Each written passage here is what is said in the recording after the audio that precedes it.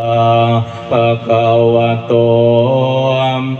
อะระหะโตสัมมาสัมพุทธัสสะสิสิติภะพรบวรวิเศษจันตุโลกอาจองค์หลวงทั้งบวงบนบรมเจ้าฟ้าเล่นเด็กข้ากว่าผีทั้งหลายจึงยังใหญ่พระพรดวงกลมลงมากุมให้แก่ปุงชนเพื่อให้หายคำกังวลและเดือดร้อนสาปาโพยไปพยาธิก่อนในหายไป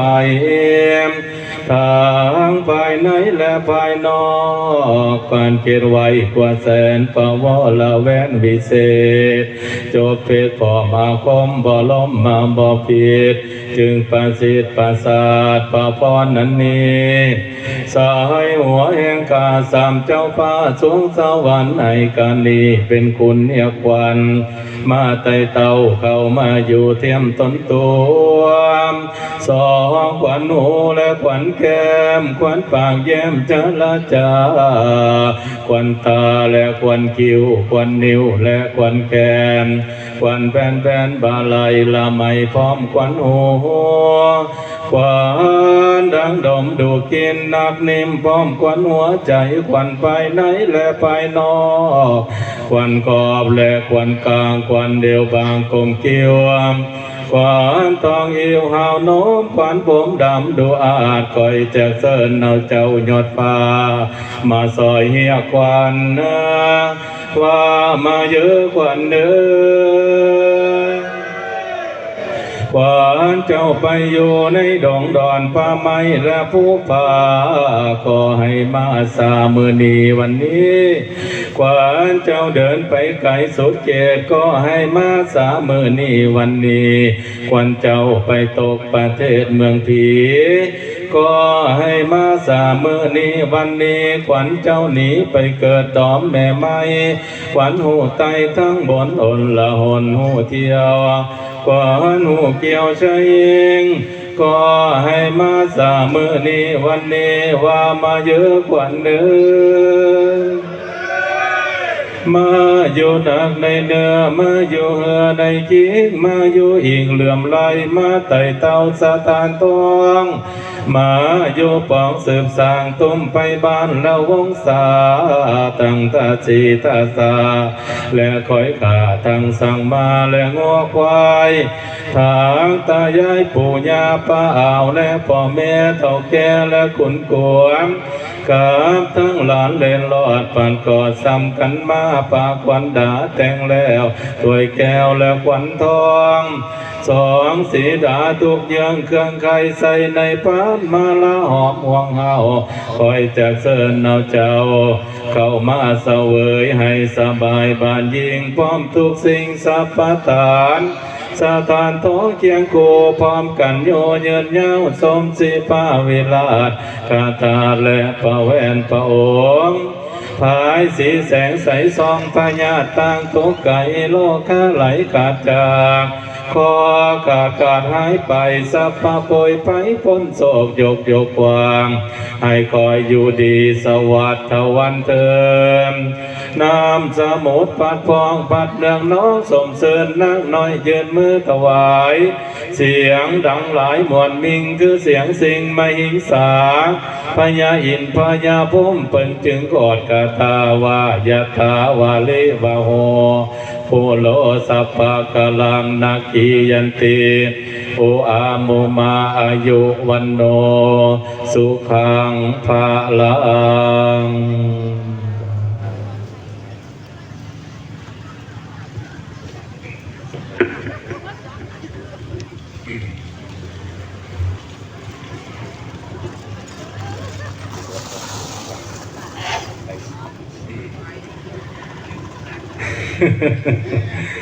โอกาสาปะจุลลาสังกาลาสา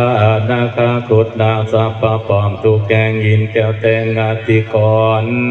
เป็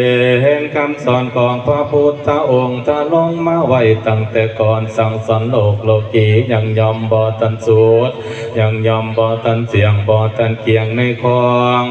ผลปองมาตั้งแต่ก่อนกับตั้งเทพตอนและขุดนาก็ไล่ลากตวนตีบริสุทธิ์กับตั้งเทพบุตรกับตั้งเทพดากับตั้งพญาอินกับตั้งพญาภูมิกับตั้งพญายมมาลากับตั้งพญาเวกับตั้งพระปัจเจกกับตั้งพระกระจายมหาคุณหลายเหลือแลนำเก้าเมนีชื่อว่านำทิพย์นำสิบเมนีชื่อว่านำแก้วไหลเจ้าแจ้วไหลเข้ามาหาคงค่าหาแม่น้ำนี้เลิศลำกว่าแม่น้ำทั้งหลายโพดทางคำเป็นคำตายกูกล่าวโพดให้องค์สัพพัญญูเจ้าว่าให้กูโปรดคนโมคาลาอานนท์ตนเป็นลูกศิษย์ของปาตตากตาองค์เคยสนาปะเปกศึกสตูสัพพุติเปสัพเพสัตตาสุกิตาหนโตอุญาอุปูปัญญาอาญาปปูปุตัง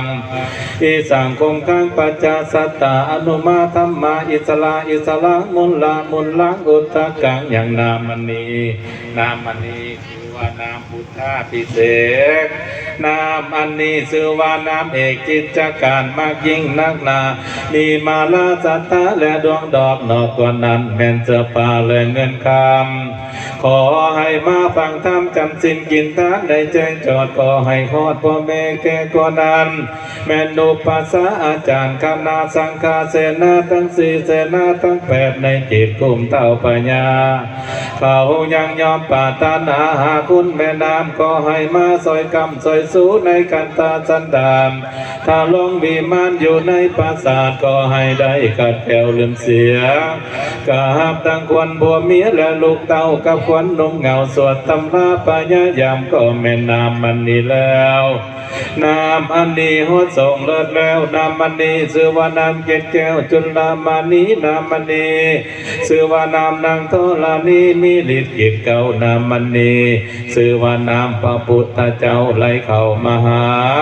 มัตยานการเกียรติยำในมนุษย์น้ำมันนี้บริสุทธิ์ทุกอย่างน้ำอันนี้ชื่อว่าน้ำสางวังหินน้ำอันนี้ชื่อว่าน้ำพญายินน้ำอันนี้ชื่อว่าน้ำพญาภูมิน้ำอันนี้ชื่อว่าน้ำพญายมมาลาบน้ำอันนี้ชื่อว่าน้ำกาบัวไข่ภายในมีพระพุทธพระธรรมพระสังฆเจ้าภายนอกมีเทพบุตรเทพดากำเท่าพญาจักรพรรดิราชองค์เคยสนาพระแพทย์ในที่ทั้งสี่ชมพูเลิกลำไม่เลือกเขตก็แม่น้ำอันนี้แล้วโอ้สมเด็จสังกัดลาสาคูอยู่ในห้องก็แม่น้ำอันนี้แล้วหดแดงห้องศาลาก็แม่น้ำอันนี้แล้วโอ้เท้าพญาลาสาขึ้นเสวยลาดบ้านเมืองก็แม่น้ำอันนี้แล้วหดคนปอมเรืองและไก่ป่วยหดคนป่วยเท้าศาลาการก็แม่น้ำอันนี้แล้วพอฮอดลูกหลานโมคอยขาฮดสร้างมาแรงวัวควายก็แม่น้ำอันนี้แล้วฮดได้หน้าบอนสมสางเข้าไปกวางเหลือเยียฮดเสาเสียเสาเฮือนเสาซานเสาเหล่าฮดก้อนเสาและขี้ไฟก็แม่น้ำอันนี้แล้วพอฮดเครื่องจังไหลหลากและมนุษย์คือว่ากุดแก้วเข้าและนองงาเครื่องบุตตาสังกัญญามาตั้งแต่ก่อนคือว่าของเคยคุ้นแล้วเล่ามาบอกคุณเป็นของพยศพดแล้วเราคุณมาคือเก่าเป็นเท่าเราหลายปีเมื่อหันดังพระจันทร์เพ่นใส่ซองเหมือนดังพระอาทิตย์ส่องใส่งามตามโบราณจานเดินนันดาวพระเจ้าเกาวาสีอุทธกลางน้ำออกบ่อใสเย็นเลิศแล้วน้ำสังแก้วเมืองบนคนทั้งหลายเห็นแล้วถือเสือหูมาแล้วไหลเจวไหลเข้ามาหาโออาเอโอมุนมาสัพพลาโทโสอาจิติมังติกังนิทิตังจา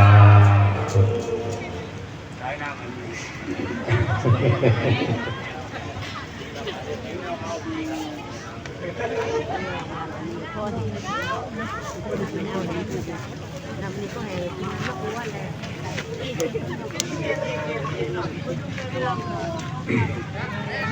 เอาจับปากขวัญตอนนี้บัดนี้การสู่เก่าสู่ควันให้กับญาติพี่น้องทั้งหลายผู้เฒ่าผู้แก่ที่มาร่วมการร่วมงานในมื้อนี้ผู้ข้าได้อัญเชิญเหล่าเทพาอารักษ์ทั้งหลายเจ้าที่เจ้าทานพระแม่ธรณีตลอดถึงเทพบุตรเทพดาทั้งหลายผู้ปกปักรักษาในสถานที่แห่งนี้ได้เสด็จลงมารับเครื่องบรรณาการมีเหล่าให้ไก่โตผลหมากหลากไม้กับข้าวกับปลาทุกสิ่งทุกอย่างบัดนี้อิ่มน้ำสำราญทุกปู่ทุกตนแล้วผู้ข้าขออัญเชิญเหล่าเทพาอารักษ์ทั้งหลายเหล่านั้น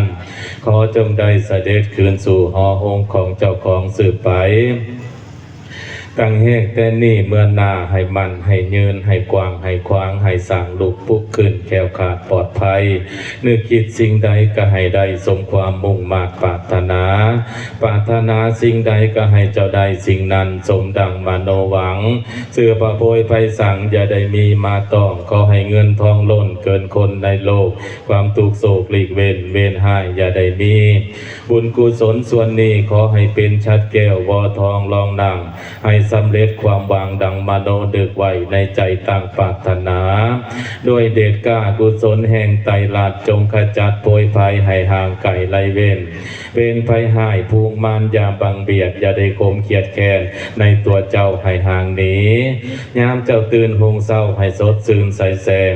ถึงยามแรงก็ให้แสงสดใสดังแสงไฟฟ้าอันบาโลคาไข่วัดไอให้เฮินห่างปรารถนาสิ่งใดก็ให้เจ้าได้สิ่งนั้นสมดามดังมโนคู่ผู้คู่คนเด้อจ้า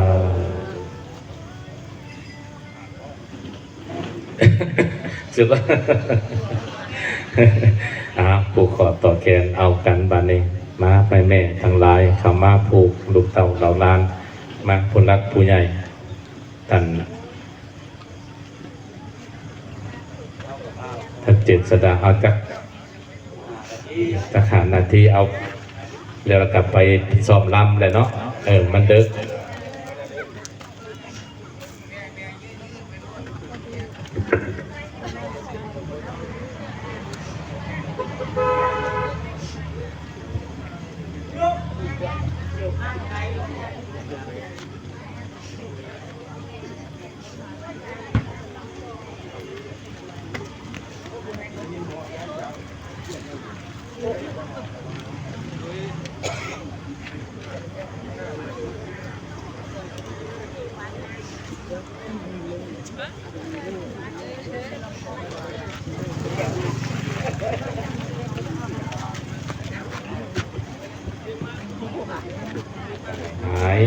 หายกวดนี้หายกวดนี้หายกวดนี้